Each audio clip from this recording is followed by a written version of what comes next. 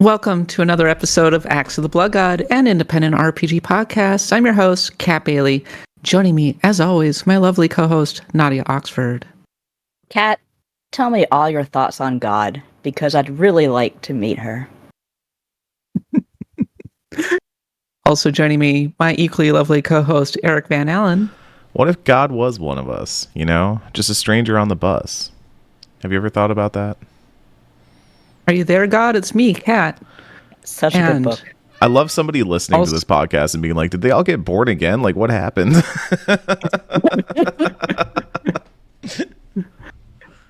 And joining us, special guest, Lucas White. Pretty sure because of this week's theme, we're supposed to be talking about killing God, actually. Yeah. Woo-hoo! That's the rule. It's a JRPG. We never do that on this podcast, ever. We've never killed God once. Oh, we've tried. Yes, this week we are going to be talking about Romancing SaGa 2, Revenge of the Seven, which recently got a full-blown remake. And we have Lucas White here to talk about it. We're also going to be doing a little Saga primer for you folks who don't know the series too well. And hey, maybe Lucas can actually convince Nadia to like Saga. Whom can say Nadia is shaking her head. We shall see. We'll also be talking about the Game Awards nominations. Kadokawa plus a potential Sony takeover. Kadokawa, by the way, is the Elden Ring From Software parent company. Avowed previews have arrived. We'll be talking about that. And maybe a little Final Fantasy XIV chatter as well. We'll get to all of that in just one moment. But first, if you enjoy the show, please leave us a review on the podcatcher of your choice. And also subscribe to us on Patreon at patreon.com/bloodgodpod, where your generous donations ensure that we can continue to do this pod. We have been independent since 2021, and we are heading into another year. Our 500th episode is coming up. Wow. Amazing. And we have an announcement. So, for the last couple years, we've been doing the Pantheon of the Blood God, a series in which we explore the very best RPGs of all time and determine if they should be in the RPG Pantheon. We also do a Pandemonium, which is sort of the RPG hell to RPG heaven. And our Drakengard is going to be in that one. That should be a fun one. That's coming up very soon. Hey, we haven't decided yet if Drakengard's going to be in that one. We've not made the call yet. Pantheon or Pandemonium, you decide. Well, often we end up doing a vote on the Patreon to decide what the next topic is going to be. And we have an announcement. There's going to be 2 votes in December. That's right, 2 votes. One will be for the Pantheon, which will be Nadia's choice. And the choice that we end up picking, we will be doing a game club in the Discord that will run for 2 months from December into January. And then we will record the Pantheon episode in February. This is based on feedback that we have not really been giving people enough time to actually play through these RPGs that are like 100 hours. So yeah. We understand that. You can pay $1, you can join the game club, you can play an RPG, you can have a great time. But you ask, what about the other month? Are we only going to have like an RPG per month or every 2 months? Well, no, because we're introducing a brand new topic. It's called side quests. Longtime listeners may recall that we were doing various specials for a while. We were ranking things. We were doing Zelda 25th anniversaries. We were doing Summer of the Rings. And we haven't had an easy time finding a place to put all of this stuff. So we thought to ourselves, what if we came up with some topics and had the community vote on them? And then we did an episode about them in the meantime. That's a side quest, an Acts of the Blood God side quest. And we will be introducing them in January. So lots more Acts of the Blood God content, lots more time to play a Pantheon game. And we're going to just hit a lot of really cool topics, some games, some entertainment. It'll be up to the community to decide. But look forward to it. our first side quest will be in January. Did we want to announce what those topics are going to be, by the way? What our votes are going to be? I don't think we've decided, really, but one of them may be a Ghibli watch. Yeah. That's the fun one. I think folks have been asking The for other us to ones do aren't some... fun. Well, I mean, the Pantheon topic is also pretty fun, too. And I think we can say what the theme, without saying we haven't chosen the 4 games, or I should say the person has not chosen the 4 games, but I think we can confirm that our first 2-month Pantheon will be a Nadia's choice. So look forward to that as well. And considering there might be some Dragon Quest in there, that's probably a good thing. That's a 2-month play long. Say? But yes, Mango Alts was asking, so side quests and Pantheons alternating? Mm-hmm. Yes. I think this is also a time to start doing more group watches with the Stars of Destiny who come and hang out with us. We would like to do more community events. We're thinking a lot about what's coming up in the next year. But yes, side quests and Pantheons be alternating. We will continue to listen to feedback. We know that Pantheons are extremely popular with the community, and we don't really want to mess around with something that's really amazing. But the flip side, though, there is such a thing as too much of a good thing. And we don't want to overload people, and we really want to give game clubs a chance to breathe, because there have been times where it's been genuinely really special, but people have not always felt like they could commit to actually taking part in a game club. So we'll see how it goes. I'm really looking forward to it. And if you have feedback, drop a note in our suggestions channel. Email me at cat@bloodgodpod.com. We want to hear your thoughts.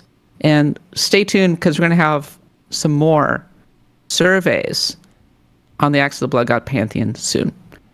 All right, we'll get to the episode just a minute. In the meantime, like and subscribe to us on Twitch at twitch.tv/bloodgodpod. Go check out our shop.bloodgodpod.com, where you can get lots of Blood God merch. Makes a great gift for friends and loved ones.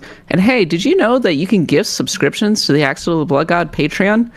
And if you have someone who loves RPGs in your life, well, hey, give them a subscription, and they can get access to stuff like the Pantheon and soon the side quests. Okay, let's move on to the Saga Frontier. The Saga Primer plus our Saga 2 review with Lucas White.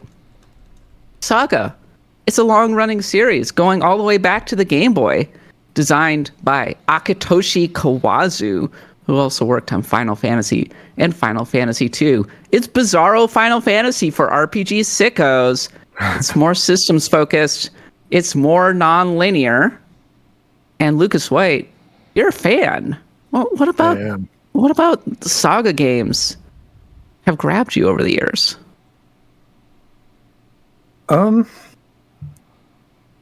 It's a complicated question, because I think it kind of changes depending on which one you're playing. But I was sitting down and thinking about it. I think the big thing for me is that Saga games have a really big emphasis on building your characters. Mm-hmm. But the twist is that it's not something you have like absolute control over, like in a lot of, say, like Western style RPGs. There's a lot of the systems are kind of hidden from you in terms of like how they function. And so like there's sort of this almost like tug of war where it's like I'm building my characters, I'm reacting to the system as they kind of happen to me, and I figure them out, and I'm sort of reacting to that while I'm building my characters. So it feels more organic to me than just like filling out a skill tree. And it also feels really rewarding as far as like the time you're putting in and what you're getting out of it. So to me, that's a big part of it, and I think that kind of applies to most of the games in the series. What was the first one you played? Do you remember? It was one of the Game Boy ones. Yeah, that was the first one I played. Was Legend. Yeah, I have this like, it's like a really fuzzy and clear memory at the same time because it's Saga's fault. I had a friend who had a Game Boy, like one of the DMG original ones, and he had one of those. And I remember it was Final Fantasy Legend. I don't remember which number. And this was like before Pokemon. So I don't think I'd even touched an RPG before. I was playing it, and I just remember being so confused. That's that's the Saga experience, being so confused. Especially when you're really young, because like a lot of those older RPGs, like the words are all like kind of compounded into each other or abbreviated, so like it doesn't even make sense on like a basic like reading words level half the time. Yeah, like the item names are all like have like 6 letters, so they're extremely, you're right, they're extremely compressed. Yeah. So that was kind of like the only time I had played one for a long time. But then when I got older, I started kind of like growing out of Final Fantasy in a way. Like when I was in high school, I was just kind of getting tired of it. But I really liked RPGs, and I started branching out more. So I played Disgaea, and I played Dragon Quest, and Persona 3 came out around that time. And so I was just like, man, there's so much like interesting, weird stuff out there that isn't just like what Square Enix puts out, even though we're talking about Saga. But, fast forward later, and I'm just like, I'm always seeking out stuff that's like different. And something like clicked. I think I was playing Romancing SaGa 2, the like remaster of it. And it finally, like, I had like dabbled because like I'm into like emulation and everything, so I played just about everything, at least for a few minutes. But that time it finally clicked. I was just like, oh, holy crap, this is really fun and interesting, and it's making me think about RPGs in this style differently, even though they kind of like look the same. And from there, I just kind of hyper fixated and made it my like career mission to bring more attention to Saga. I don't know how well it's worked, but his worked for me personally pretty well, at least. But it's like me trying to peddle Dragon Quest. Everyone, come play this series, please. We had 2 Saga games come out this year. I feel like, you don't take full credit for it, but there's someone playing them out there, clearly. Or Kalazeus has free reign. He has like a lever that says Saga game, and he's allowed to pull it. Like pigeons with treats. I was talking to him a few years ago about that. I was interviewing him, and I was like, it's kind of weird to see Saga games just kind of like show up like this, especially because like brought up the whole like mid 2000s everyone suddenly hates Japanese RPGs for no reason kind of thing. And Quasi was just like, yeah, we don't really get it either, but we put some of the games on Switch and PC just to see what would happen, and then suddenly people showed up for them, so we just kept doing it. And they're just kind of like riding that wave of like, oh, people are noticing these games now in North America. That's cool. Sure. they don't really get it either, but sure, it was working out for everybody. I did not know it, but at the time, I was Saga pilled very early on in my RPG fandom career. I think it was the first RPG I ever played without even realizing it, because the first RPG I ever played was Final Fantasy Legend on the Game Boy. And I don't even know how this game came into my possession. I think it was passed down by the old gods. And maybe it was destiny that I should be playing this thing. And I didn't even really know what an RPG was at the time. I think I found turn-based games a little bit intimidating, but it immediately grabbed my attention because I loved the idea of being able to create my own party. And I was not particularly sophisticated about how I was playing it. I did not know what I was doing, but the music was really good. And I had this crazy sword that was killing everything until I got to, I think, the final boss, who may have been God or an evil emperor or something like that. It was God. God killed me. God won this time around. God will do that. God does smite God will do that. Lucas, do you have a favorite Saga game? I think it's Romancing 2. Really? This one or the original? The original. And part of that could be like, oh, that's the time it finally like clicked for me.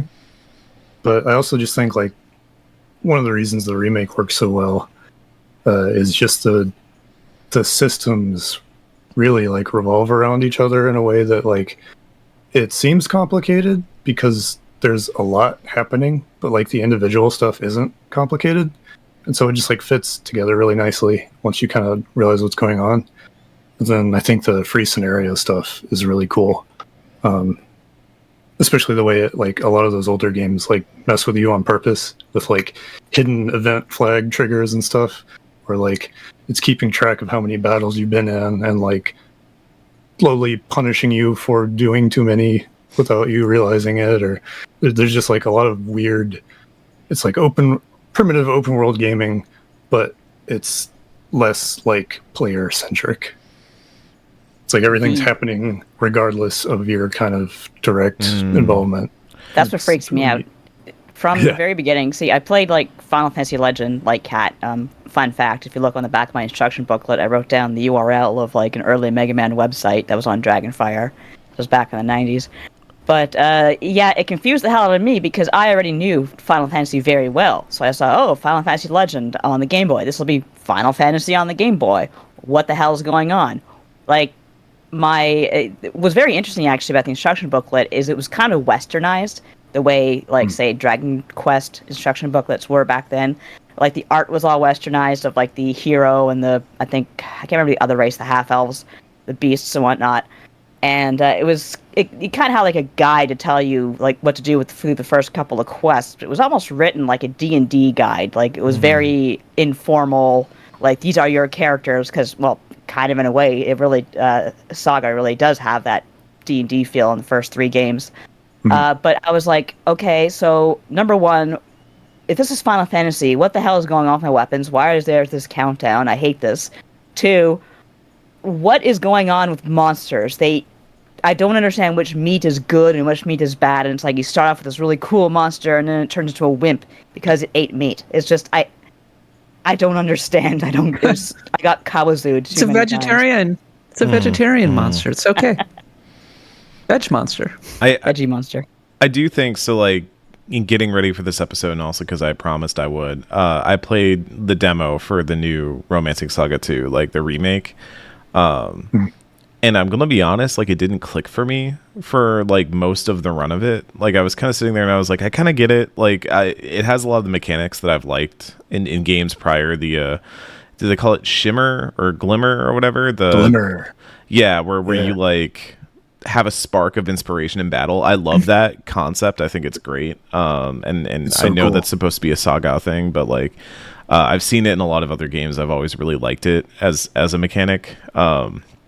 But stuff like the LP made me just constantly anxious of like, oh no, a character went down. My entire run is ruined. I have to back it all up now and run all the way back. But I didn't really get the appeal of this game because I thought the story was just fine. I was like, yeah, okay, this dude's brother and the king and everybody's mad and the 7 heroes actually suck, surprise, and this big monster dude can like zap LP from people, and that's kind of cool seeing like a game mechanic as a story mechanic. I always like that. But then it got to the part where it's like the descendant stuff and like the lineage and the generational stuff, and that was the first moment where I was like, oh yeah. This is interesting. This could be curious. Yeah.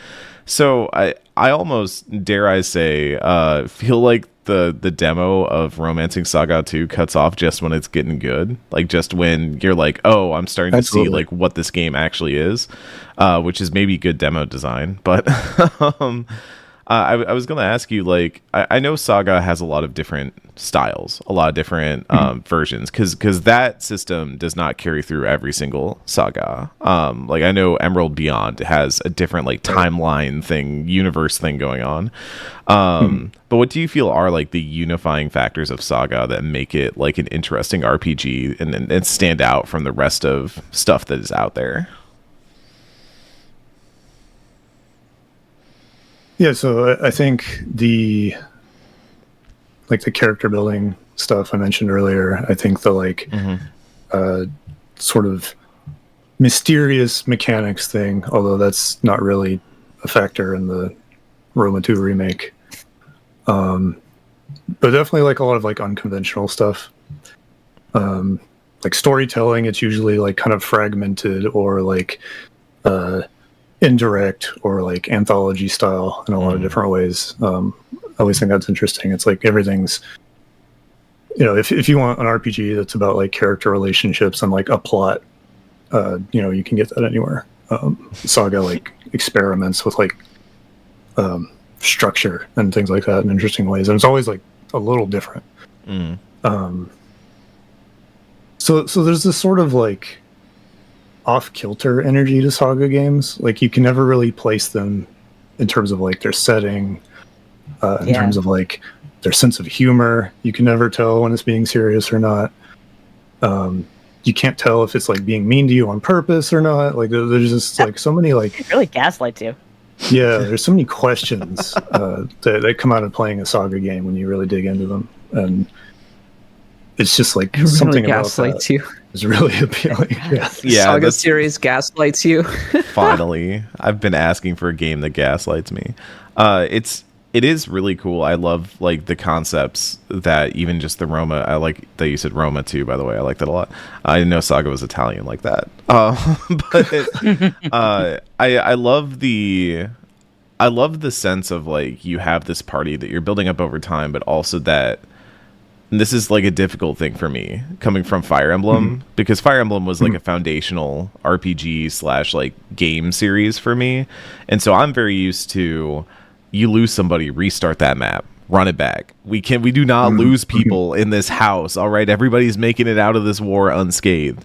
And Saga, by virtue of having not just the LP, but even from what I understand, like forced generational shifts and stuff like that, does make you have to eventually be like, okay, like cool, you had a great time with this character. You need to move on now. Wildermyth did that too and really stuck with me because of it, because it was like, hey, these characters are not going to be heroes forever. You are going to, like, you're telling a generational story. Time passes. Time is the ultimate enemy, and everybody's weak to it. Like, nobody's got resist time.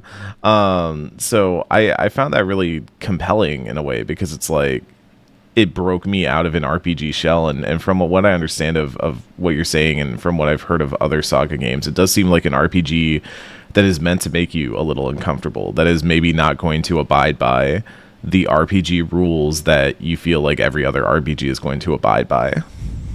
Exactly. You mentioned anxiety, and that really stands out to me. I mentioned it a lot. Yeah. Because like, I'm a person who's like, if a game has like a time limit in it, like a Majora's Mask or like the original Fallout, I just can't, like, I can't turn that part of my brain off. And the first Romancing SaGa Minstrel Song has like the PlayStation 2 version even has a really intense like background mechanic. People call it event rank. So like a lot of Saga games will do things based on the number of fights you've been in. But this one is like, there's the main story, and then there's like tons of like side quests or side events, and that's really like the meat of the game, and like finding weird characters you can recruit that you wouldn't know about, or it's like a lot of the really interesting stuff, because like the main story is all in like little chunks. Like the higher your event rate goes, the more stuff starts to like disappear or get failed, and like the game doesn't tell you that at all. Yeah. So in the background, you're like making choices about what you want to do, because time is going to pass, and like these opportunities are going to go by whether you're there or not. Exactly. Interesting. So that was like really stressing me out. But then I like played it for work when they put the remaster out. One of the things that helped, I think, with Saga is the remasters, especially the older ones. There's a New Game Plus button that you can hit anytime. So like in Romancing SaGa 2, the original, you can back yourself into a wall that's like almost impossible to get past. But you can hit New Game Plus and be like, all right, I'll start over. But you get to keep all your like powers. That's it. That's pretty great idea. Yeah, it's really, really helpful, and it kind of helped me, I think, get over that bump. But when I jumped into Minstrel SaGa, I was like, okay, it's kind of like showing. There's like a little new visual representation of the event rank. there's the New Game Plus thing. Maybe I can like kind of, get over the, this other hump. And then I find out later there's this town from the very beginning, depending on which character you pick. And it's just like this nice little village, and you like help find a child and stuff, and blah, blah, blah. As the game goes, there is a huge side quest, like the whole game, that's got like this timer on it. And the closer and the closer, like the further it goes, this giant like kaiju guy just goes on a tear through the world, like in the background. It's like the Yogg. That's sick. Yeah. So if you don't know what's going on, you go back to that first town, or like your character starts on a different spot geographically, and you come back to it later. That dude will just be hanging out like, I just killed everybody. Sorry. Oh, that owns. Yeah. And like to actually, if you really want to like prevent that from happening, there's like a whole set of things like going on in the background that if you are like enough of a sicko and like really seek it out, or use a guide and kind of build your playthrough about it, like it's like a whole other huge chunk of the game. And so that went from like freaking me out to being like, I'm so motivated to keep playing this game and to try the different characters and to keep adding on and like filling out my codex of different quests and like trying different characters. And it was just like, it just sort of like expanded my mind in terms of like being worried about something that seems really punishing, into like, oh, this is like a new kind of motivation I'm not used to diving even further into this nonsense. Yeah. There's like an LP, stop bothering me. Basically, there's like an anxiety that I've talked with Ken on NormDFM about a few times, but this feeling that when you play a game, especially modern RPG, there's a feeling of like one perfect run, right? Like you do the thing and you do everything right. You get all the right choices. You get all, right. I do think, like, not to just throw it all on BioWare 2 weeks in a row, but I do think like they make for good examples of how people will play those games. Or like I said earlier, Fire Emblem, another great example of like, this is my run of this game, and we are not going to lose anybody, and we're going to do this correct, and we're going to, and the thing that broke me way back when out of that rhythm was XCOM Enemy Unknown, because I was like, well, you really do have to lose people in that game. Like, you really don't have an option. You can try to save people, but you're probably going to lose a lot of your soldiers in the process.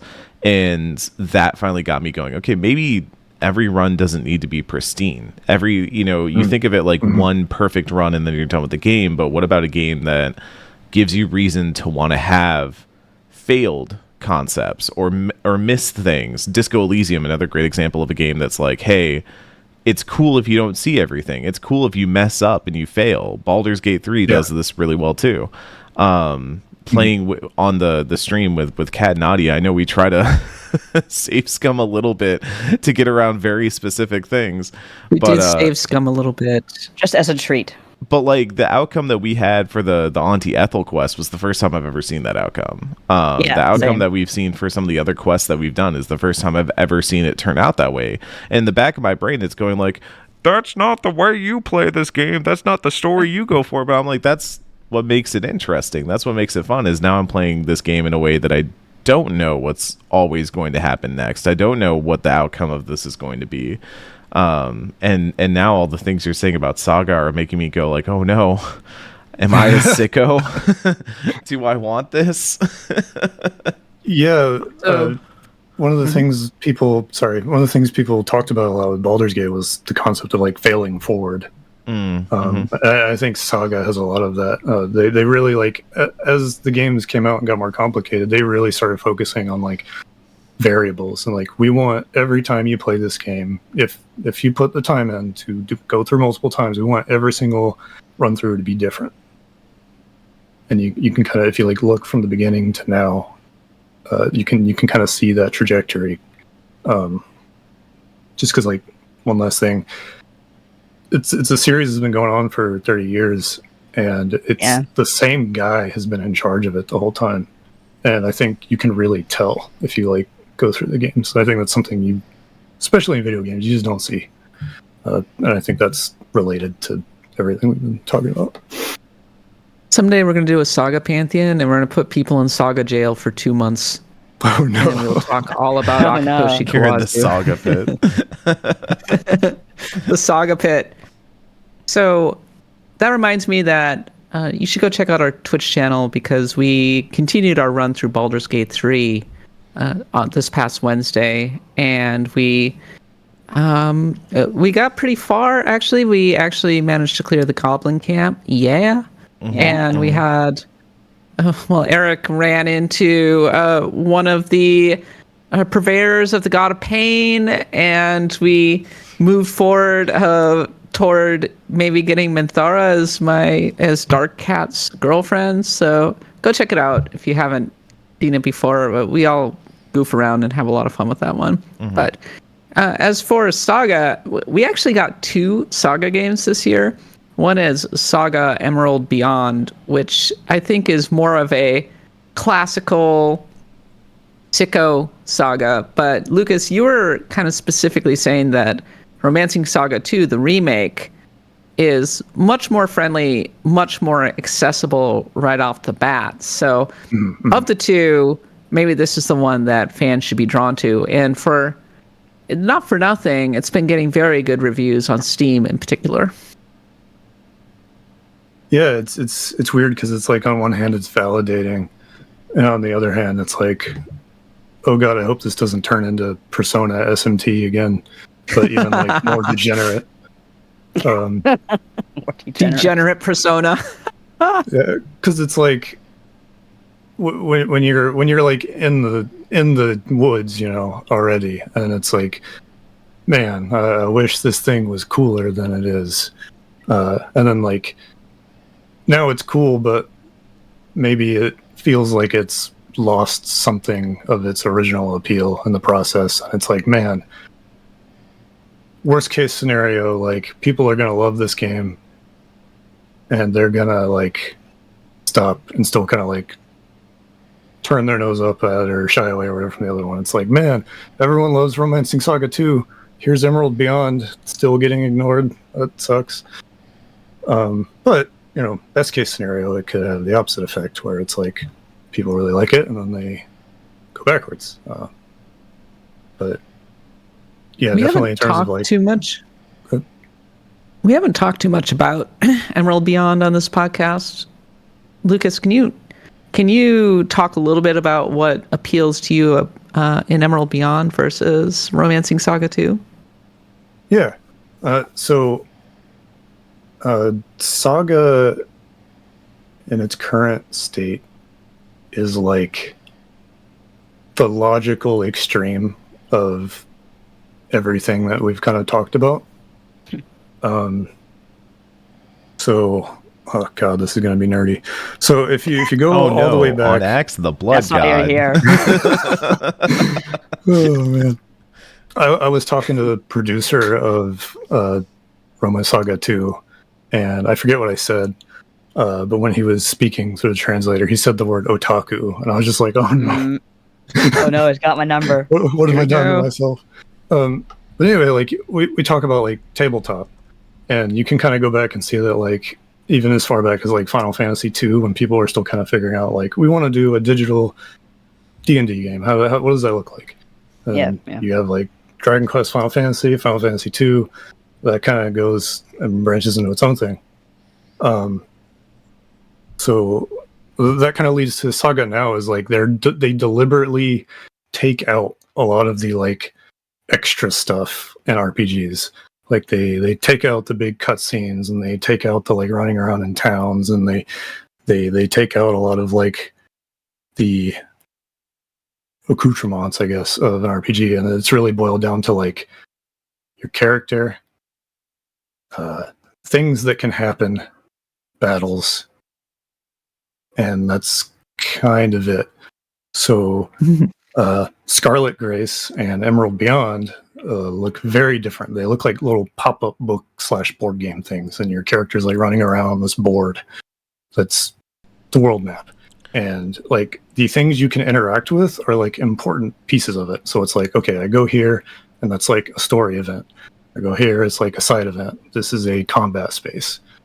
And then like the variables are kind of like what order do you do things in? Who are you playing as? What characters have you stumbled across? So it's just like all these variables kind of swimming around each other. So like Scarlet Grace starts that. Still kind of looks like a normal RPG, kind of. Emerald Beyond is like, we're going to take even more stuff out and make this even more about just like the concentrated pieces of a role-playing game, tabletop style. So it's very weird. It's very unconventional. So I understand when people play it and they're like, what is happening? I really liked it. And the combat system is really strange and interesting. Because it's like it plays around with turn order and manipulating turn order, but also like the sort of positioning on the scale of the turn order matters too, because like there's combos and breaking combos and so much stuff is happening. It's really cool, but it's not like a normal RPG by any stretch of the imagination. Lord Bob Bree in the chat says the only thing. Lord Bob Bree in the chat says the only thing I don't really like about Emerald Beyond is how repetitive playthroughs can get. That makes sense. Like it's really like you are moving your guy around on this board, and it doesn't really change functionally from that. So it's really like all the stuff you're playing with, like your characters and the story and events you're running into, is like where the sauce is, I guess. So like it's built to where like even if you're on a different playthrough, the same character events might go differently depending on like how many times you've done it already and all these other like math going on in the background. But yeah, that's a legitimate thing. Like it's very just structurally far removed from, I think, anything else you'll see, especially from like Square Enix. Nadia, before we did this podcast, you shared one of your favorite old penny arcade comics, which was the Unlimited Saga comic. Yeah. Oh god. And there are a bunch of interviews from. Yes. Do you want to describe the comic? The main part is where Gabe is standing in a GameStop, and it's what Unlimited Saga 2 is like, psst, hey, look over here, buy me. And Gabe's like, I don't know, Unlimited Saga 2. Everyone says you're really bad. Yeah, but look at my nice Square. Look at my awesome cover art. I'm from Square, and this is like when we bought everything from Square, and I think Unlimited Saga was a bit of a shock for some people. Oh, yeah. That was me in Saga Frontier too. Somebody asked Kawazu, Unlimited Saga is one of the more experimental games in the series. What did you learn from that installment? And Kawazu said, I learned that players can be surprisingly conservative. And he's not wrong, I think. Oh, of course. Yeah. Yeah, Lanshart says, even Saga sickos have a hard time with Unlimited. Yeah, I think a lot of people are kind of waiting to see if it gets remastered or not to revisit it. He said, there are many ways to go about this, from putting it out as is to completely revamping it. So I don't have anything in mind yet. The battle system would probably go through an overhaul. And I sort of love that Kawazu is seemingly sitting in his little office at Square Enix, just steadily churning out Saga games without a care in the world. He seems very happy, very content. And Square says, Kawazu-san, just do whatever you want. It's okay. Do whatever you want. Cool.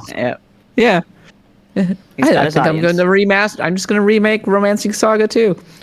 And it's an interesting alternate timeline for Final Fantasy where Hironobu Sakaguchi ends up staying, but he sticks with more of the 16-bit or 32-bit style, and we keep getting Final Fantasies every year. Sometimes 2 Final Fantasies. We're on Final Fantasy 35.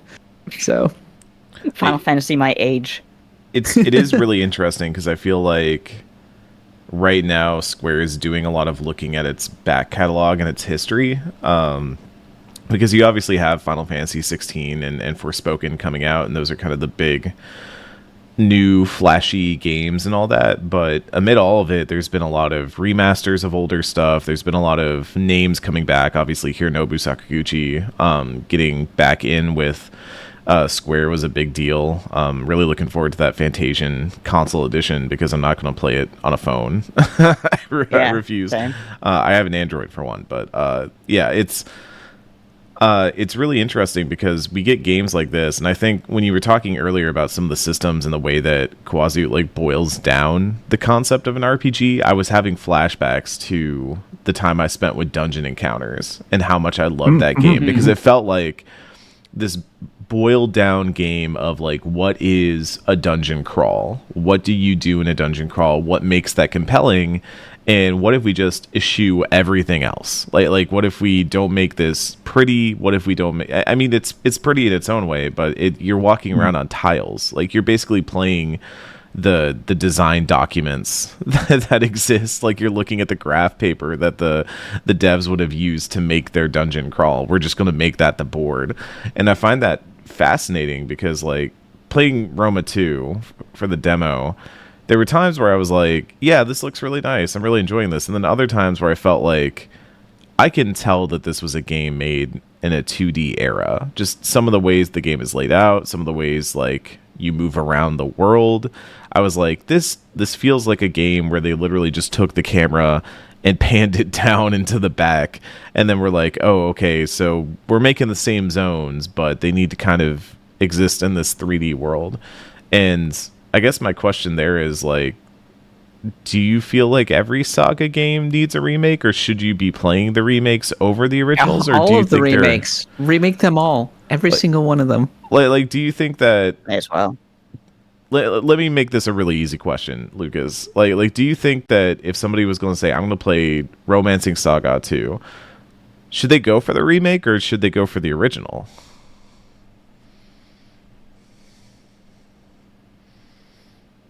I love to throw the stunning questions at our guests. It's a tough question. Definitely the remake, right? I have to fight the stubborn parts of me to answer this question honestly. You know? Okay. But yeah, I think depending on the person, it's probably going to be the remake most of the time. I have issues kind of with remakes as a concept sometimes, not consistently, but sometimes. But it is very good. It's different, and it kind of sands down some of the edges that I liked about the other games. But it is very, it like makes up for it in other ways that are also like pretty meaningful. Well, one way or another, Romancing SaGa 2, it's more accessible than ever. It's on a lot of different platforms, actually, but you can play Revenge of the Seven on Nintendo Switch, PlayStation 4, PS5, and Steam, and it's one of the apparent hidden gems of 2024. So go check out Lucas White's full review of Romancing SaGa 2, Revenge of the Seven, over on Shack News. And that's it for our review. It's time now for a series of random encounters. The Game Award nominations are here, with Final Fantasy VII Rebirth leading the way for RPGs with 7 nominations and Metaphor Refantagio getting 6. Final Fantasy XIV is coming to mobile. It'll be a fully featured and faithful for the most part. It will be free to play rather than subscription driven. And it will start with A Realm Reborn and steadily roll out content as it goes forward. I have no idea if there's going to be crossplay or cross-progression. Nadia, Eric, I'm assuming that this is not something that you're particularly interested in jumping into. Look, never say my never. phone would explode. My phone is really old and disgusting, so I can't do that. But I'm just kind of curious how the free-to-play system, like, was Mock Station just, like, going to carry them? Or I'm not sure how that works. I mean... Well, they were saying that it wasn't going to be... Yoshida was saying that they were not going to have a really exploitive gacha system or anything that I'm going to imagine that they're going to probably make money off in-game purchases and that sort of thing. And otherwise, he said that we're not looking to make a huge amount of money. We're just trying to have it be profitable while expanding the overall player base.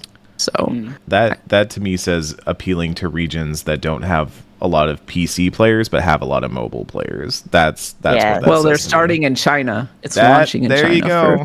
That'll do it. Ding, ding, ding. Show me on the board. Does it say China? It says China.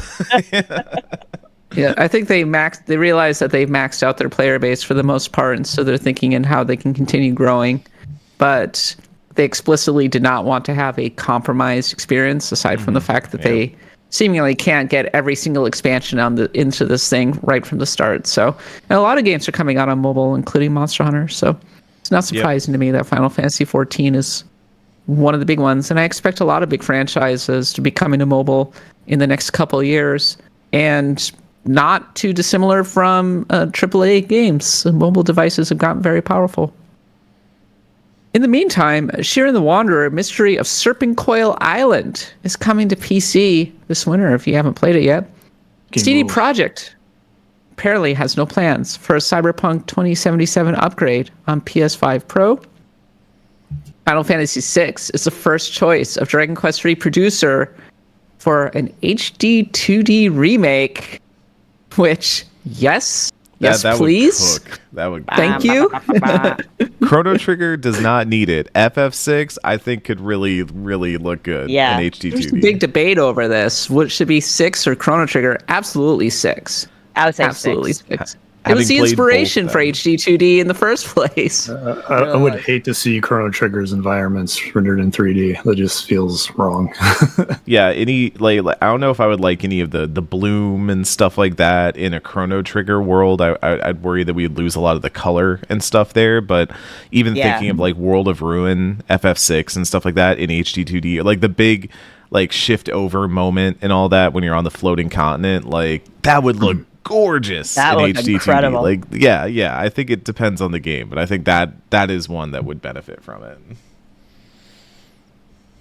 And finally, go check out IGN.com for my colleague Wesley Yinpool's report on the messy drama behind Disco Elysium. There's a lot happening in it. It's worth reading in full. Go check it out, IGN.com. Someone on Blue Sky said that the drama itself was a sequel. That's the actual sequel. It's a meta game. It's the new personality trait in your thought cabinet is just discourse.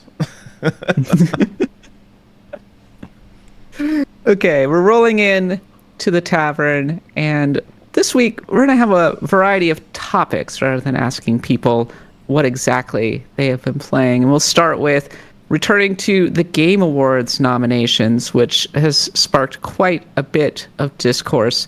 So, Game of the Year nominations: Astrobot, Balatro, Black Myth, Wukong, Final Fantasy VII Rebirth, Metaphor, Refantagio, and Elden Ring, Shadow of the Erdtree.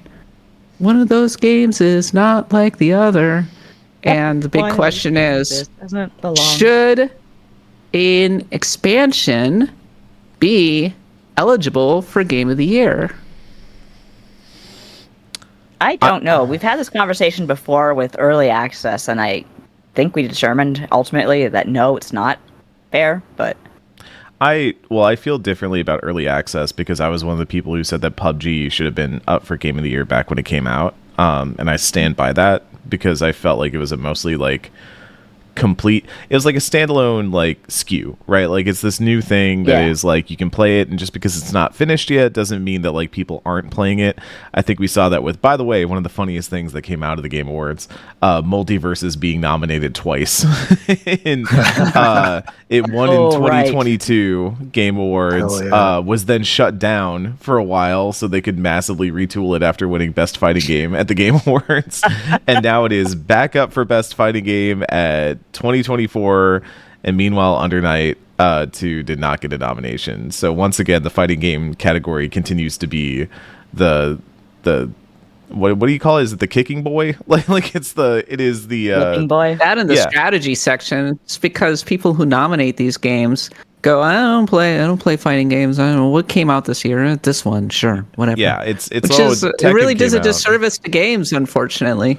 Absolutely. But to that point, when it comes to DLC, I do think Erdtree is a really strange exception, because I think if we were going to have this conversation, we should have had it either around a Final Fantasy XIV expansion pack. Yeah, that's what something that does feel like a substantially new piece of that game, or we would have had it last year around Phantom Liberty, which like they ended up putting Cyberpunk in the best ongoing game category to reflect both the updates and patches to that game, but also the major updates that arrived as part of Phantom Liberty. And ultimately, I'm gonna do this and then add an asterisk at the end. I do think that Shadow of the Erdtree being in Game of the Year is a very strange thing, because I do think it acknowledges that Elden Ring was this massive, massive game that everybody played, and so everybody played the DLC. But it feels weird that this is the one that we decided, like, we're going to break the seal this time. The asterisk I have is that I feel that way, but I'm not, like, shouting in the streets about it. And there are people who have been shouting and tearing their clothes in the streets and howling at the moon about this thing. And I'm like, this, of all the things that have happened with the Game Awards, of all the controversies, of all the problems that the Game Awards has had, this is the one that gets you out in the streets. Word. Okay. Like, it's just the Game Awards. Who cares? I know. I'm just seeing some people losing their minds over it, and I'm like, where were you when all the other stupid shit happened with the Game Awards? I got a hit skeet, I guess you could call it that, when I said, like, hey, don't get too worked up about the Game Awards. It's just how Jeff gets us all in one place so we can siphon our energy and live for another year. It was a good And skeet. for some reason, I got like 4,000 likes. It was a good skeet. So, on the one hand, Shadow of the Erdtree is no doubt one of the biggest and best releases of 2024. It's really big. It's a big one. It's a solid 30, 40 hours of gameplay. It's hard. It's gorgeous. It reminds everybody why Elden Ring is as good as it was. Almost as soon as it came out, people were saying, is this the best game? Is this the best thing to be released in 2024? It has some of the highest reviews. I think it's tied for first on Metacritic, and it may be in second on OpenCritic. But it's very, very well reviewed. And so on the one hand, you want to celebrate what the best things to come out in 2024. On the other hand, just make a best expansion category, my man. Yes.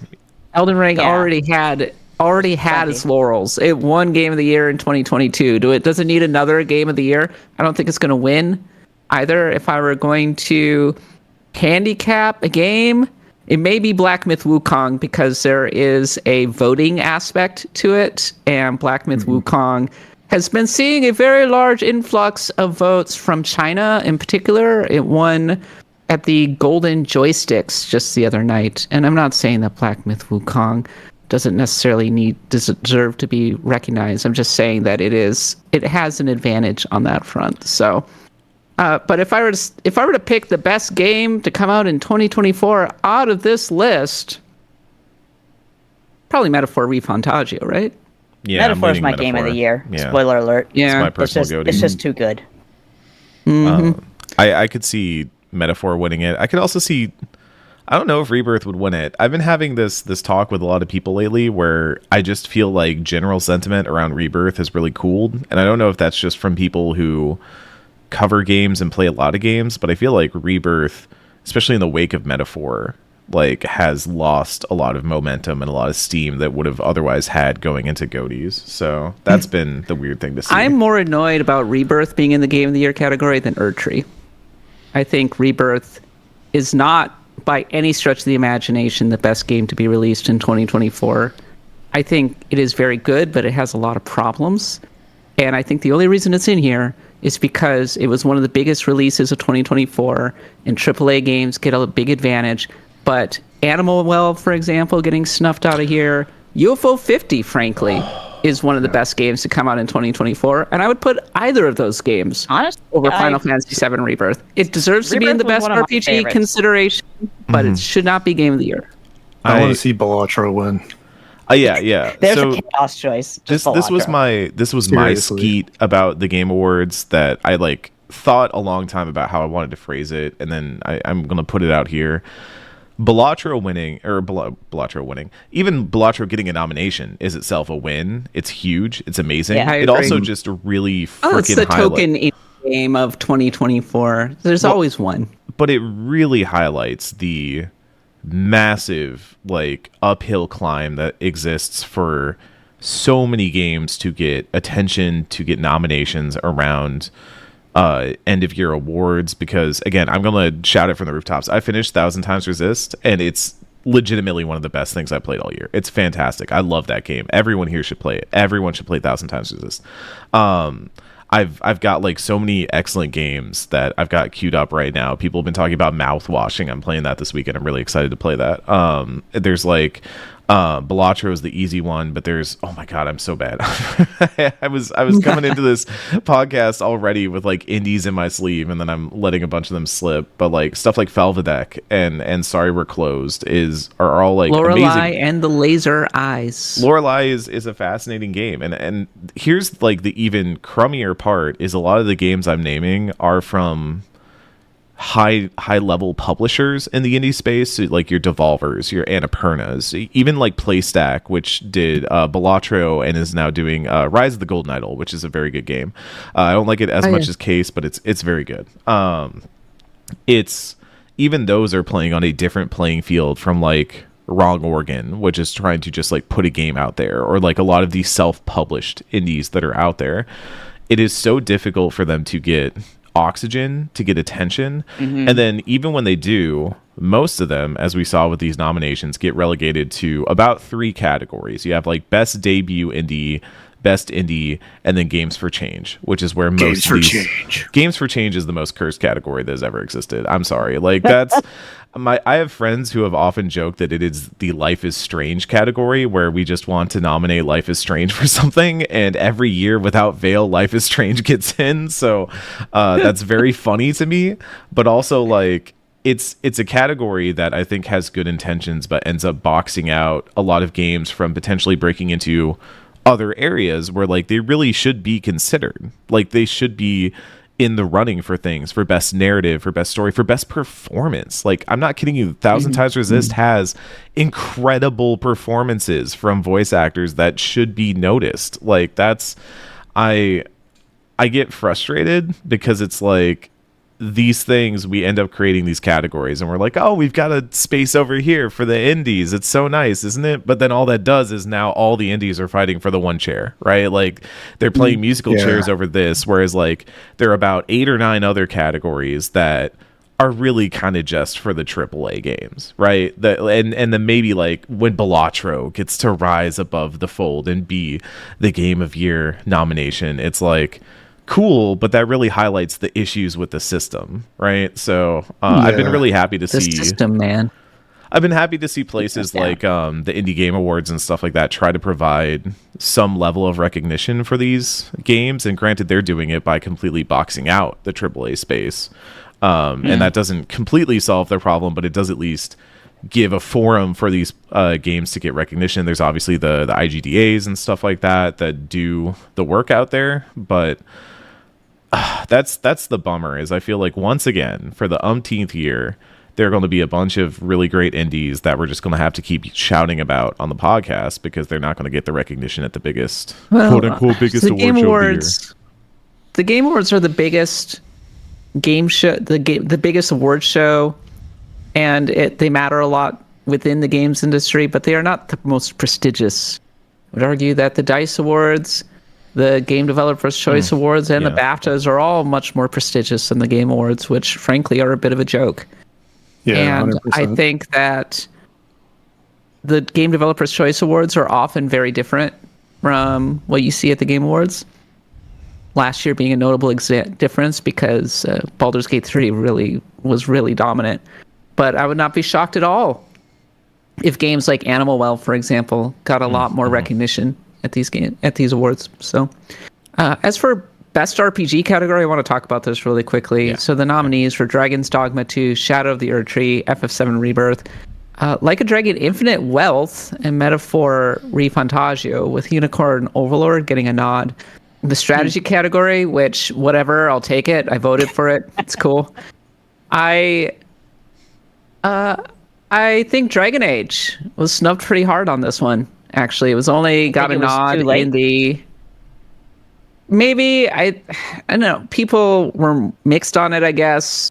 It's a lot of discourse around it, but I don't think you can deny that it was snubbed. I would consider putting it in over Dragon's Dogma 2, for example, which itself is also kind of an acquired taste in many ways, but a little bit. It only got a nod in the accessibility category ultimately. So I'm not like breaking chairs and saying this game needed to be in the best RPG category. It's just a notable snub too. Got snubbed pretty badly, and that was my favorite of the year.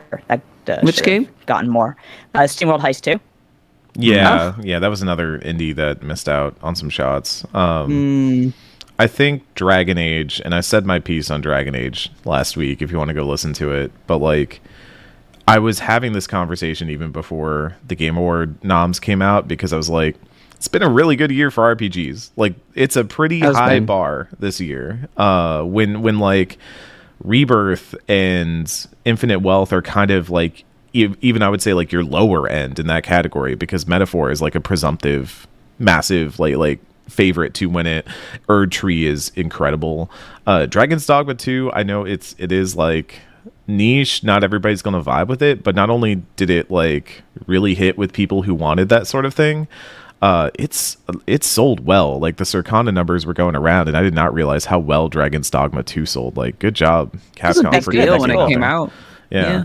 But like, I ultimately, when I look at, if you can only choose 5 RPGs from this year, Dragon Age is one that I might cut, because every single one of those games that you mentioned are like ones that I would pretty unequivocally recommend for people. Like Dragon's Dogma is the only one where I'd be like, you want to know what you're getting into. You want to be aware, make sure it's a thing that you want to play. But like Infinite Wealth, yeah, I had my gripes with the story and stuff like that, but it's a banger. Like, it's a good time. You're gonna have a really fun time running around Hawaii. I have no problem with it being on this list. In fact, I'm actually pretty happy it's on this list. Yeah, I look at like all those games and I'm like, yeah, those are really good video games. Like, that's a pretty high bar in a lot of games that would probably be favorites in other years. So it might just be a case of like, yeah, if there were 6 slots, maybe, but like if we got to cut it to 5, I might be eyeing Dragon Age, and that's just the year that it's in. And then Jeff Keighleys will say, and the winner of the RPG award, it is Final Fantasy VII Rebirth. Now to another commercial. I think it's going to be Metaphor. If I can stake a claim right now, it might be Metaphor. Yeah. Do we know is there going to be like a musical bit for Metaphor? Oh yeah, when they do the concert stuff, it's all the goatee stuff. So we're going to hear Balatro they might do music. Rebirth. They might do a Rebirth concert event. So like, for me, just to get 2 cents on this whole thing. So a long time ago, I used to work at a movie theater, and Oscar season was always really exciting because stuff, especially like Best Picture and whatever, all that stuff that got nominated would get like a second run in theaters. Yeah. And a lot of the times it was because like those movies didn't play in like the bigger theaters. I worked in a smaller one where we maybe got 1 or 2 of those the first time. So then they would all come back, and then people would come and see them, and it'd be like a whole thing of like people trying something new and expanding their horizons because Best Picture stuff. And for the Game Awards, for me, it feels like it's in that position of the Oscars, but it has like all the problems the Oscars has, but worse. But then it doesn't have the benefits. Yeah. So it's like if Best Picture was like 4 Marvel movies and then like something from Fox Searchlight. You know what I mean?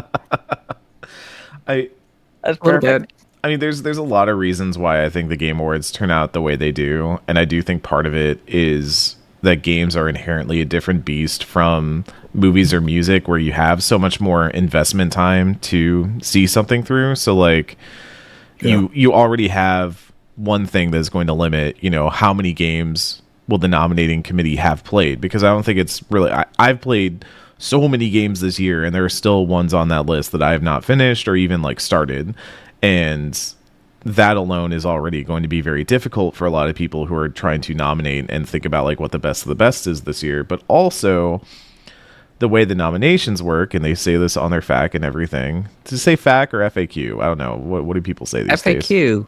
I always say depends on my mood. Okay. FAQ is good. FAQ. Yeah. What the FAQ? like Mark Wahlberg. But like on their FAQ, they talk about this, how the jury works and all that, and it's outlets that put forward, and there are some places that are like singular people that get to submit votes to, or like noted YouTubers, influencers, stuff like that. But a lot of ballots are also coming in from outlets, from groups. So you're already taking a list and having a bunch of people decide on what their one unified list is going to be, which, as we know from making lists over the years, is already going to kind of like sand off the outliers. And then you're going to do it again by taking all of those aggregations and aggregating them into one nomination list. And so I feel like it does this every year, where it's like we end up just getting really a list of what did everybody play this year? What is the game? Name a video game, right? What's a game that's stuck in your memory? Balatro is pretty cool. It's the talk of the industry. I've heard of Multiverses. That's definitely a video game that came out. Whereas, like, I don't think if you asked 10 out of 10 fighting game players, even casual ones, they would not be saying Multiverses is the best fighting game of the year. They wouldn't say it's in the running. I forgot it relaunched. The fighting game community is a very passionate group. How do they, like, that kind of news cannot come well to them? Jump Force was nominated. It speaks to how... The year Multiverses won was the year that Sifu was in the fighting game category. Like, it is historically a hilarious category every year. God. Well, it'd be cool to see some kind of committee, but I don't know who would be in that committee. Just me. All other can of worms. I think it highlights the fact that, like, when you have a voting body that is made up of people who have individual opinions, you can get a lot more of those individualized selections. But when you try to sand down and create situations where you're taking aggregations of aggregations, like I said before, like, you're just not going to get an interesting spread. So should have a juries, committees, a critics, a jury of journalists, developers, and I guess some influencers maybe. And they can have the seat at the back. And it should have people who are experts in every category. I am constantly annoyed by how bad the sports category is, for example. Was CFB not in the sports category alone? Yeah. Huh? Did college football not make it in the sports noms? I don't think it did. That's insane. That is legitimately insane. MLB The Show every year gets snubbed because it came out because it's a baseball game, but it's consistently one of the best sports games, period. I mean, it's bad. I don't like it. But Game Awards happening on December 12th. Look forward to it. It'll be interesting to see which RPG ends up winning the Game of the Year. I think we can also we can say that we will be there, or at least I will be there. I'm not going to the actual Game Awards. Eric and I will both be there. We're not going to the actual show. Yeah, we're just going to be hanging out there. We're hanging out at the hotel and getting drunk. Yeah, we'll be schmoozing. So I already put this in the Discord, but maybe look forward to another travelogue like we did for SGF, where we'll be taking some questions for the question bucket and asking them of many different people. And this time, I've already got some time set aside with some people that y'all are going to want to hear their RPG thoughts from. So get excited for that. Another big piece of news this week. News emerged that Sony is looking to acquire the Kadokawa group. This is a huge deal. Not only do they own Spike Chunsoft and Acquire, they also own From Software. And specifically, they have 69.66% of From Software. Nice. Which means, I mean, that's a big deal. That would put From Software potentially under the Sony umbrella if From Software went for it. it would also potentially give Sony basically a monopoly over anime. Yeah. Since Crunchyroll is already owned by Sony, and the Kadokawa Future Publishing Group owns numerous publishing labels and anime labels within the anime industry. So Sony is basically cornering the market in games, in anime. And I don't have much to add on this one, except to say consolidation bad. Real bad. We've seen how it's bad. Look at all the layoffs that have happened since the ABK merger. Like, look at all of the layoffs. This is apparently bigger if it were to happen. Like look at all the ways. Like literally, you can go. Is huge. Yeah, you can go down the line and look at every like merger acquisition that has happened since the pandemic, and then just see studio closure, layoffs, and this fits with Sony's. I mean, there was a statement from I think about like a year or so ago in a financial report that was like them saying that they wanted to go harder into anime, and they were already pretty hard into anime. Like Crunchyroll is a major service provider. What else they want? But this is just adding more onto it at a time when I do think anime is probably at a pretty peak high. Like it's doing very well right now. It is hitting with the youths, and the games part is an interesting part of this. I also think it's like a nice thing on the side. I think this is majorly a like media move for Sony. I think they look at what Kadokawa represents in the media industry and say like that's what we want. And like if we get a pretty good controlling stake in FromSoft and like Spike Chunsoft is there, I guess. Acquire is nice, but this feels like a move for their entertainment side specifically to really just continue to consolidate and hold stuff in that area. And it could be massive. It could have massive implications, and that is not great as somebody who really likes that area. Crunchyroll already has one of three companies in the future. Yeah, Crunchyroll already has a bad reputation for like underpaying people and and just treating all of their stuff like garbage. The Funimation acquisition was really nasty, so just doing more of that just feels bad, really bad. Kadokawa was a big manga publisher too, and it's just right. Seems like it's probably going to happen. Assuming that it does happen, the big question is, will From Software go along with it, or will they effectively buy themselves out and become independent?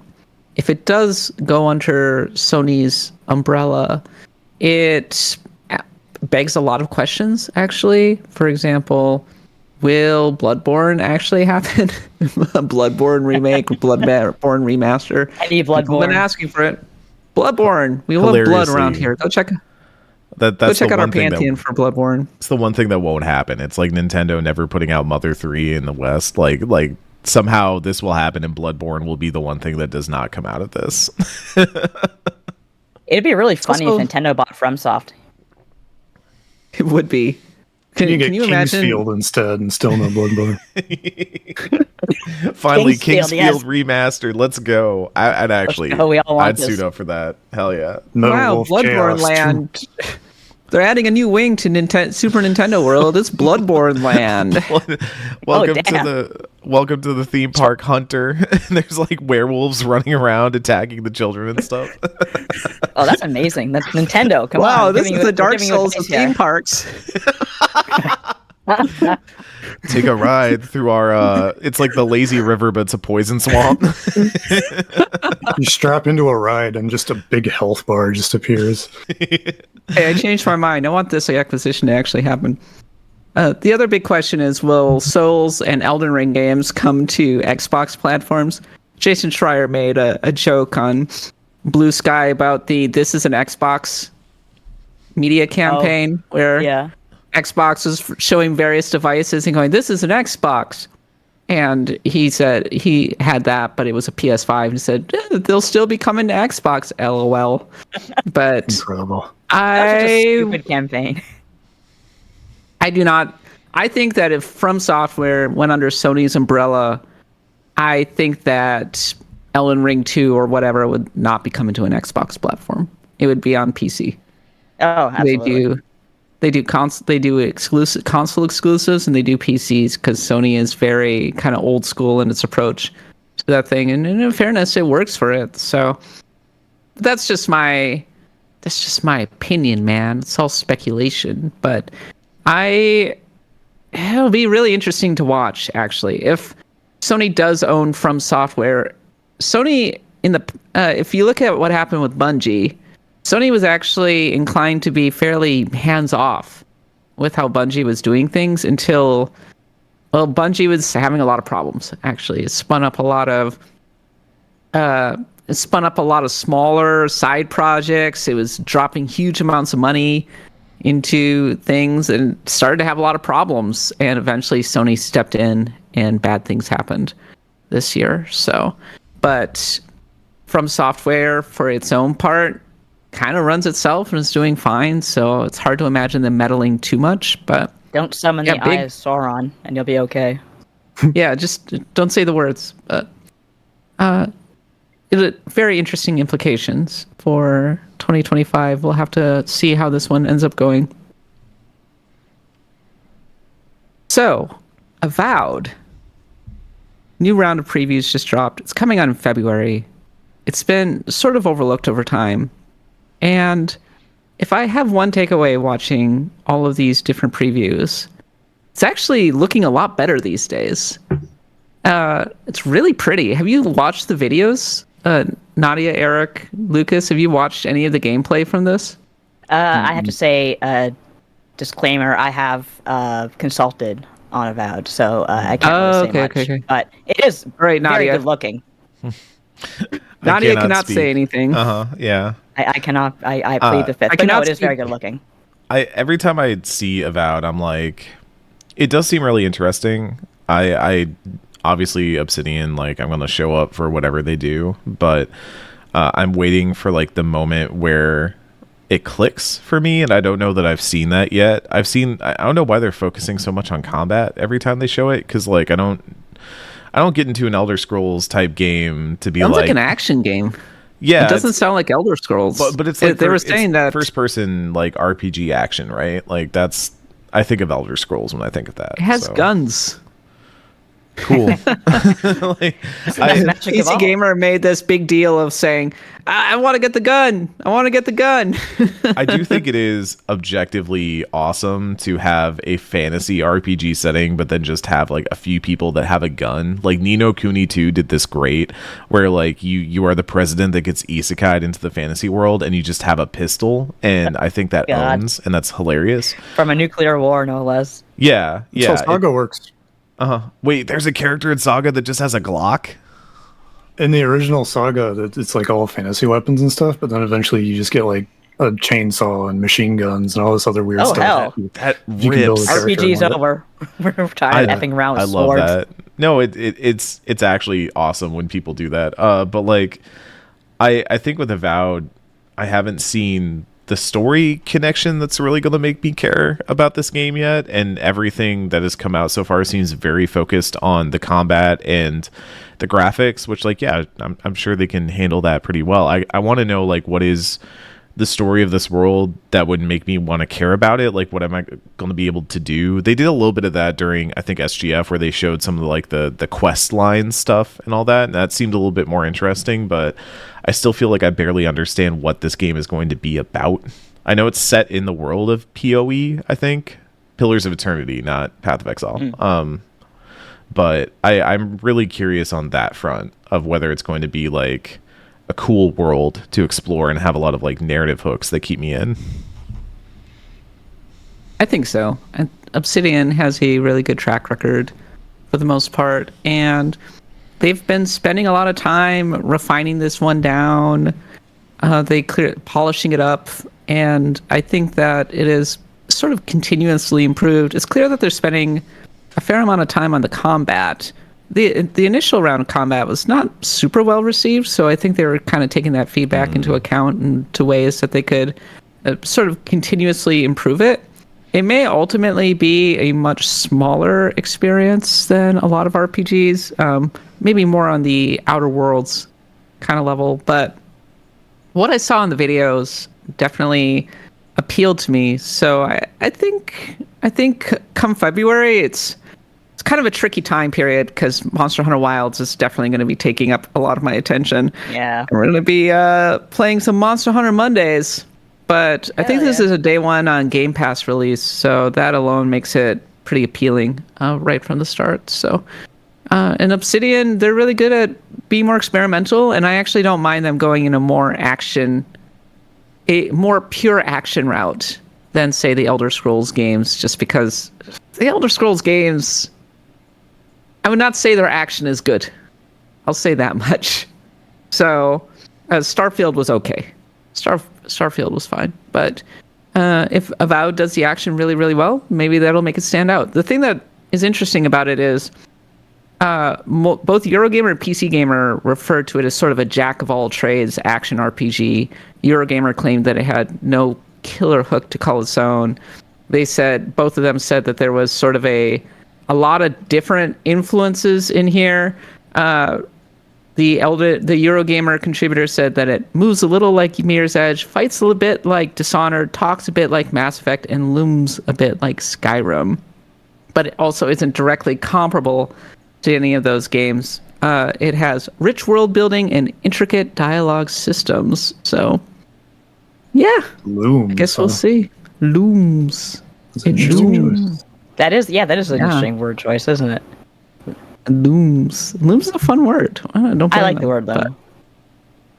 But Avowed will be on the Xbox Series X and S and PC on February 13th. And finally, Nadia and Eric, you've both been playing... Well, we've all been playing Final Fantasy XIV, so I guess we should do a quick little update right here. Eric's been playing patch 7.1. Nadia's been leveling her botanist, and I'm still trapped in the vortex that is A Realm Reborn. I'm never getting out of it. No. You're progressing. I'm never getting out. You're past the halfway point. Like you're. Where are you, Kat? You are. If you're a bard, you're past the halfway point. I don't know. All of the quests blend together. I just kind of walk around and talk to people, and they say, go to the next thing. And I go to the next thing, and I'm about to go into a haunted house or something. Oh, Hawk Manor, let's go. Hawk Manor. Yes. Hawk to a Manor. They had to.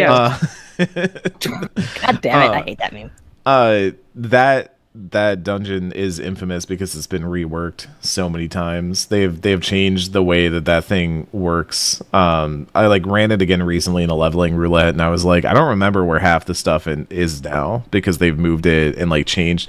They used to be the one that you had to remember, you could return or something to go back to the start of it. They had to return to go back to the start. They changed that. They put a portal after the boss fight. That manor is so confusing that when I tanked it, I got lost, and everyone was like, "It's okay." They're kind of patting me on the back. Yeah.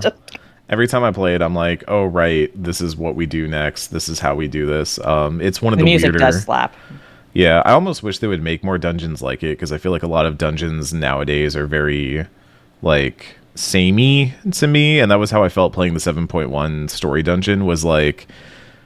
The fights themselves were really good and had some cool mechanics that I enjoyed, but the actual dungeon itself feels so yep, you're gonna do 2 pulls and then go to the next part, and then 2 pulls and then go to the next part, and I feel like always been like that though.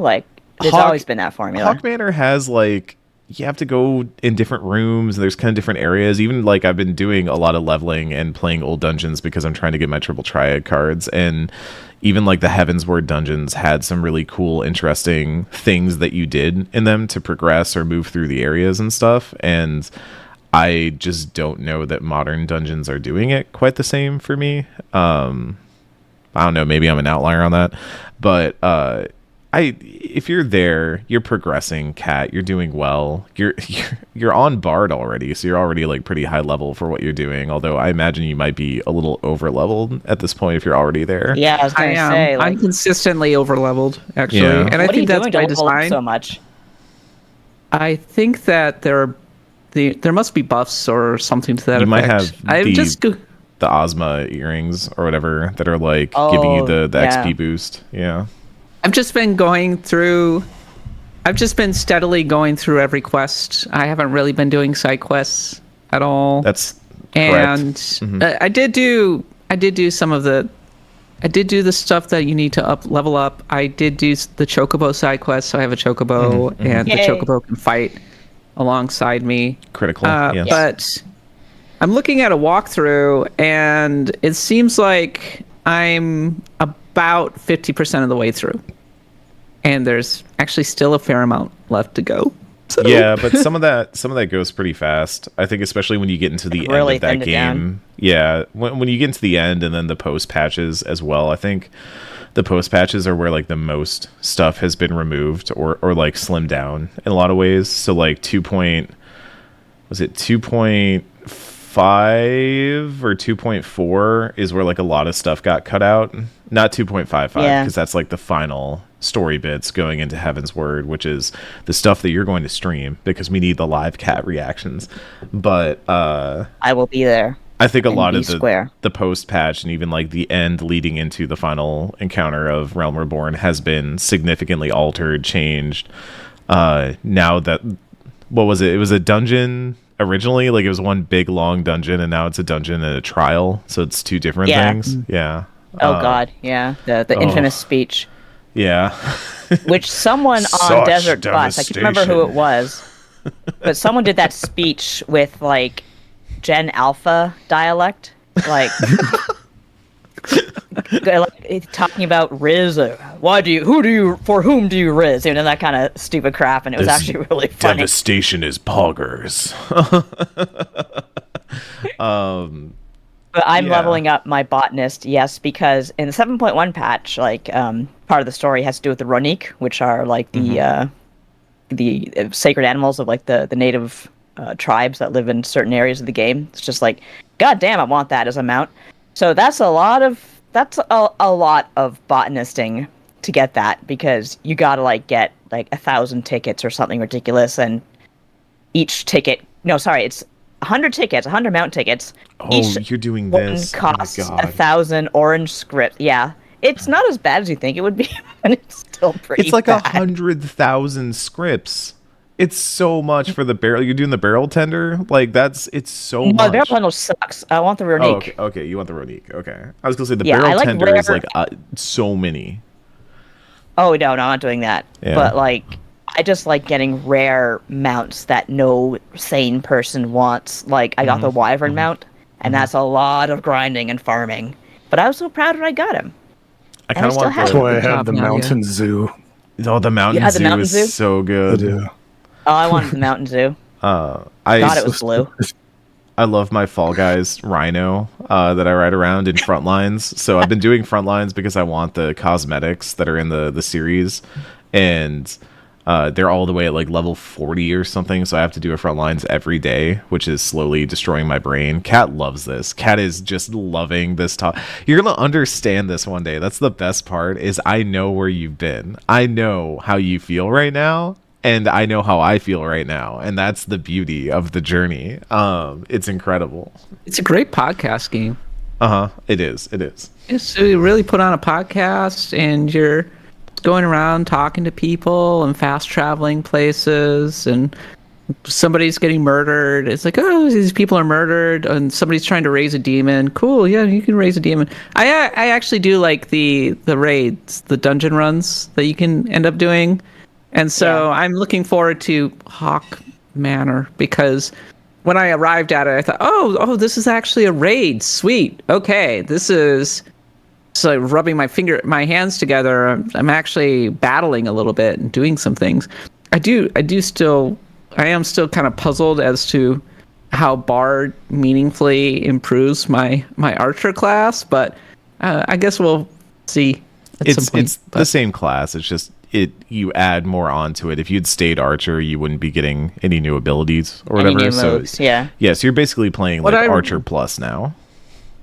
What I really want to be is a red mage. That's what I want to be. Oh, red mage is fun, but it doesn't work the way you think it does. What expansion was that? Was that Heaven's Word? Or was that Stormblood? No, yeah. Stormblood. God, Stormblood. Stormblood. Stormblood classes are so fun. Stormblood got the best classes. Ninja's great. Is Ninja in Storm? Was that? I thought Samurai. Samurai is and also Red Mage very is a lot of fun. Yeah, I've been Red leveling Mage has a the Red best Mage. slam. Red Mage is literally like all of your stuff is do these like diving thrusts and like attacks, and then like backflip out and start casting like zap and things like that. It feels really cool to play. It's also really easy to die if you're bad at front lines. So I play Picto in front lines. FYI. Yeah, Picto is for the people who just want to hit one. Somebody mentioned that they wanted a This Week in GeckoCon update. All of the Persona 3, all of the class went to Kyoto, which is a beautiful city. Ooh, and I love to go. They and there was a hot spring scene. And Yeah, Somebody you gotta love hot spring scenes. Whose boobs got grabbed? Also, I keep comparing Persona 3 to Evangelion, and I think they just introduced their Kaworu. So some big vibes between those two characters. I was gonna say, and, I will I'm love pretty you sure he's like evil. you deserve to be loved. He's very likable. I'm sure he's evil. I look forward to seeing how he's actually the 13th angel or something to the effect, or the ultimate persona or god. Maybe I'll kill him. I look forward to it. But yeah, bite his head off later. Yeah, we're all buddies. All right, that's my This Week in GeckoCon update. And that's it for the tavern. Nadia, take us home. Okay, I have a two-part thing here. First, a question. Second, it's another question, actually. Okay, so when you were in elementary school, let's say grades 5 and onward, was your gym class sequestered like girls and boys, or did you all have co-ed? Segregated. It was co-ed. Segregated. We ran with the boys. Ours was split. It was gender split. Interesting, really? Yes. Yeah, I was doing like the reason I even brought this up is because I was at like Otakon, and it was the end of the con pretty much, and they were at the showroom, which was huge. They were closing like the foldable closable wall that slides like, mechanically, and that's something we had in our gym that would one side be for the boys and one side would be for the girls. And I was talking to my husband about that, and he's from America, and he's like, no, we had just co-ed. Everyone just went together, and it's like, no, from grade 5 onward, like, that's so strange to me. So did you have like co-ed health classes where you all had to talk about like sex stuff together? So really? So they taught in like middle school, those were separate. They had the boys go to one class and the girls go to another, because they were like, we gotta teach the boys some things. And the there girls was sex ed, but there was also a health class. But yeah, so health, the sex ed was was co-ed. Boys and girls separate, but health class everybody was together. Yes, ours was called health class. Gym class was very much like, it would usually be if the girls were outside, the boys were inside, or if we were both inside, then we had two separate gyms in our middle school. And so like we'd be doing one thing, like literally two separate gyms with like doors in between them and everything.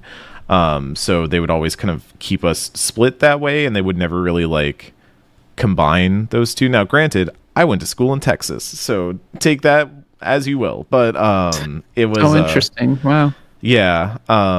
I always thought it was weird, and we usually get in trouble for trying to sneak over and hang out with the girls and all that, because that was the kind of trouble I got into at that age. But well, you lived in an anime. Yeah. Yeah.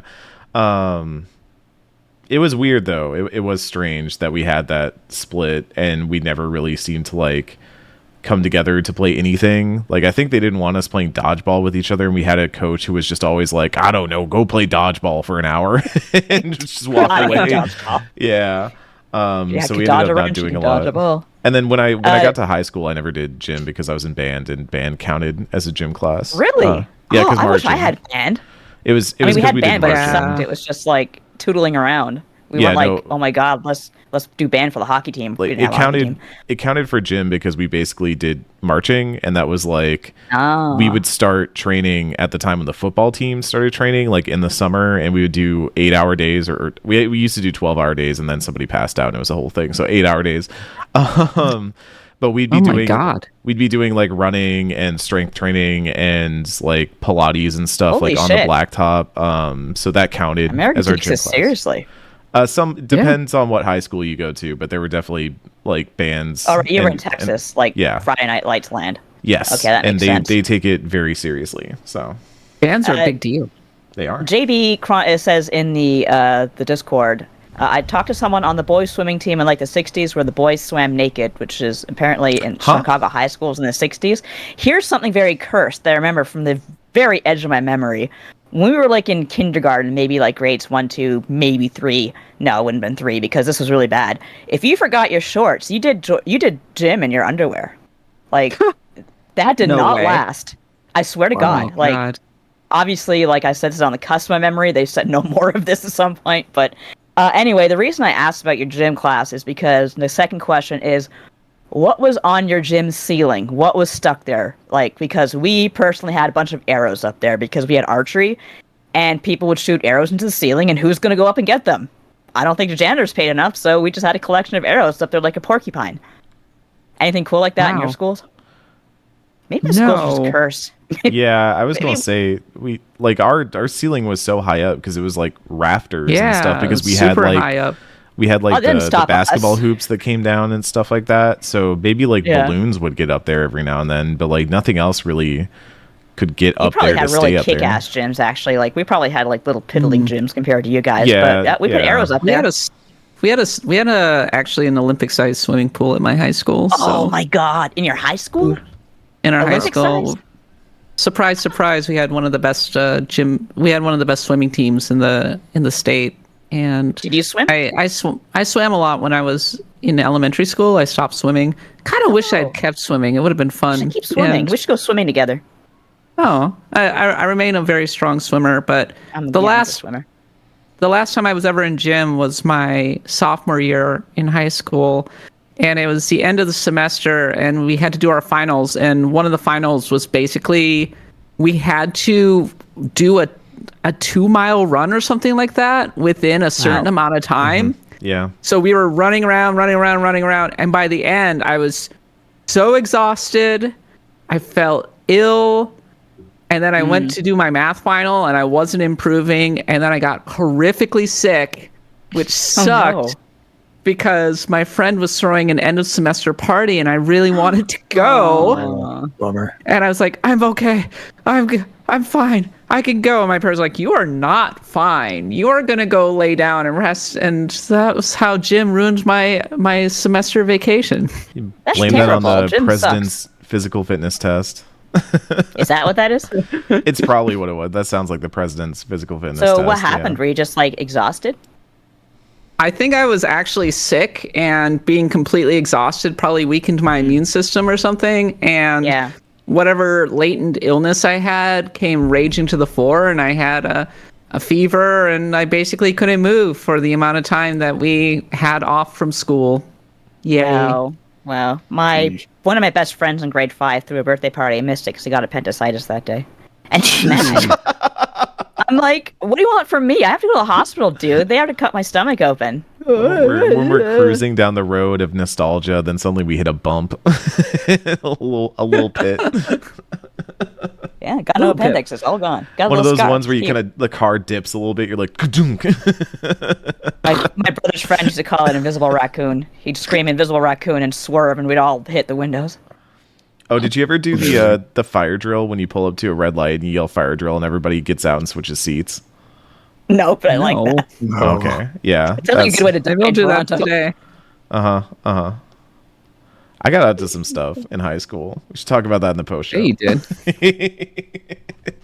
Speaking of the post show, that is it for this week's episode of Acts of the Blood God. Thank you so much for listening, and thank you so much to Lucas for coming on the show. Lucas, where can we find you? You can find me Blue Sky at Hokuto Lucas. That's it. Don't look for me on Twitter. I don't go there anymore. What is Twitter? Twitter does not exist. Neither does X. Writing, you can find me on shacknews.com mostly. A little bit Kotaku sometimes, Epic Game Store blog sometimes, but mostly Shack News. Yes, go check us all out on Blue Sky. I'm at Cat Bailey. And Eric, what's your Blue Sky handle? C-Moosey. Ain't gonna change. It's never taken. Nadia? And I'm just Nadia Oxford. Like, I just grabbed it. And Acts of the Blood Gods on Blue Sky as well. So please look forward to us continuing to update from there. If you enjoy the show, please subscribe to us on Patreon, patreon.com/bloodgodpod. Your generous donations ensure that we can keep this show going. Also, go check us out on twitch.tv/bloodgodpod. We record the episode live every Saturday around 9:30 a.m. Pacific, 12:30 p.m. Eastern. Subscribe to us, twitch.tv/bloodgodpod. We're heading now into the post-show with our Stars of Destiny. We're going to kick back, relax, jump into some pits. It'll be a great time. So we will be there shortly, and in the meantime, we'll be back next week. I have been your host, Kat Bailey. Thank you so much for listening. And for Eric, Nadia, Lucas, and myself, happy adventuring.